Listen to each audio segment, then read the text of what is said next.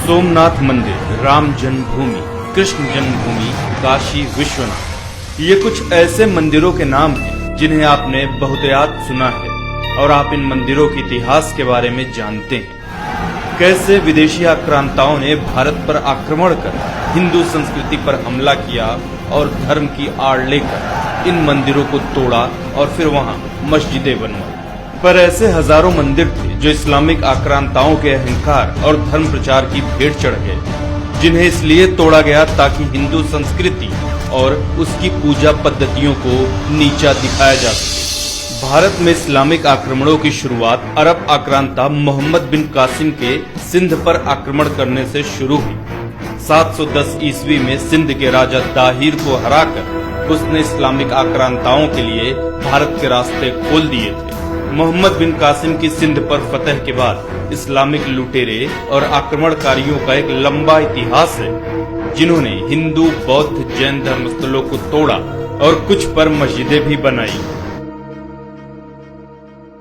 महमूद गजनी के सोमनाथ पर हमला कर पवित्र ज्योतिर्लिंग को तोड़ने का इतिहास हम सब जानते हैं। कहा जाता है कि महमूद सिर्फ धन दौलत लूटने हिंदुस्तान आया था, पर अगर उसका उद्देश्य सिर्फ लूटपाट होता तो पुजारियों के आग्रह के बावजूद ज्योतिर्लिंग को नहीं तोड़ता। महमूद गजनी के बाद दिल्ली सल्तनत का इतिहास पवित्र हिंदू मंदिरों को तोड़कर उन पर मस्जिदें बनवाने को लेकर भरा पड़ा है।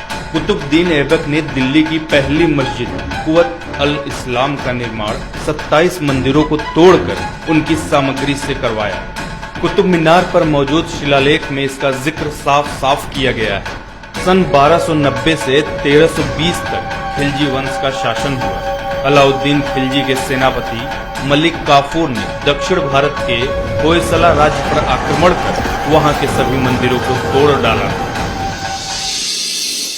सन 1335 से 1378 के बीच मदुरै सल्तनत के सुल्तान गयासुद्दीन मोहम्मद दंगहिनी के अत्याचारों का वर्णन मोरक्की यात्री इब्ने बतूता ने किया, जिसमें उसने बताया कि सुल्तान कैसे मंदिरों को तोड़ता और हिंदू पुजारियों को भालों पर लटकाकर मरने के लिए छोड़ देता।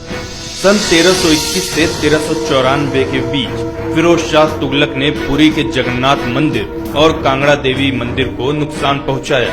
खुद अपनी आत्मकथा तारीख फिरोज शाही में उसने स्वीकार किया कि कैसे उसने पुजारियों पर अत्याचार किए और उन्हें अपने महल के दरवाजे पर मार कर लटका डाला। दिल्ली सल्तनत के राज के बाद भारत पर तैमूर का आक्रमण हुआ, जिसकी बर्बरता के किस्से मशहूर हैं।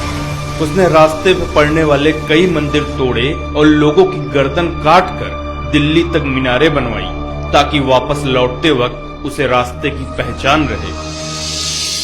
सन 1399 में सिकंदर बुत शिकन का प्रादुर्भाव हुआ, जिसने कश्मीर के प्रसिद्ध मार्तंड मंदिर को तोड़ा।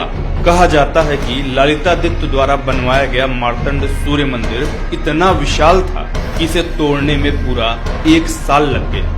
इसी के शासनकाल में कश्मीर में लोगों का बड़े पैमाने पर धर्मांतरण हुआ। सन 1451 से शुरू हुए लोधी वंश में भी मंदिरों को तोड़ने का काम बदस्तूर जारी रहा। तारीख दाऊदी के अनुसार सिकंदर लोधी के शासनकाल में मथुरा के सभी तीर्थों को तोड़ दिया गया। पूरे मथुरा क्षेत्र में कोई अपना सर नहीं मुड़ा सकता था और दाढ़ी नहीं कटा सकता था। मुगल काल में राम जन्मभूमि विध्वंस से शुरू हुई मंदिरों को तोड़ने की प्रथा मुगल काल के हर शासक के वक्त में जारी रही। इतिहासकार निजामुद्दीन अहमद तबकात अकबरी में नगरकोट की फतह का जिक्र करते हुए लिखते हैं कि महामाई के मंदिरों में पुजारियों को मारा गया। मंदिर परिसर में 200 गायों को काटकर मंदिरों की दीवारों को उनके रक्त से लाल कर दिया गया। औरंगजेब मुगल कालीन शासकों में मंदिर तोड़ने में सबसे आगे रहा। फ्रेंच यात्री जॉन दे ठेवनोट के अनुसार औरंगजेब ने गुजरात का गवर्नर रहते जैन मंदिर चिंतामणि पार्श्वनाथ मंदिर को अपवित्र किया। उसने मंदिर परिसर में गाय की हत्या करवाई और मंदिर तोड़कर कुव्वत उल इस्लाम मस्जिद का निर्माण करवाया। आयरिश इतिहासकार विंसेंट स्मिथ के अनुसार सन 1669 में औरंगजेब ने अपने सभी अधिकारियों को आदेश दिया था कि वो काफिरों के शिक्षा संस्थानों और उनके धर्म स्थलों को तोड़ने के लिए सदैव तैयार रहे। इतिहासकार सीके करीम के अनुसार टीपू सुल्तान ने अपने शासनकाल में हिंदू मंदिरों को तोड़ डालने का आदेश दिया था। ऐसे हजारों मंदिर थे जो इस्लामिक आक्रांताओं या मुस्लिम शासकों द्वारा या उनके शासनकाल में तोड़े गए। क्या वजह थी इन मंदिरों को तोड़ने की? अगर आक्रमण का मकसद लूटपाट था तो सोमनाथ विजय के बाद ज्योतिर्लिंग के 3 टुकड़े क्यों किए गए? अगर आक्रमण का उद्देश्य शासन के लिए राज्य जीतना था तो अयोध्या विजय के बाद जन्मभूमि विध्वंस क्यों कराया गया? अगर आक्रमण का उद्देश्य धर्म प्रचार था तो दिल्ली में पहली मस्जिद बनवाने के लिए 27 हिंदू मंदिरों को क्यों तोड़ा गया?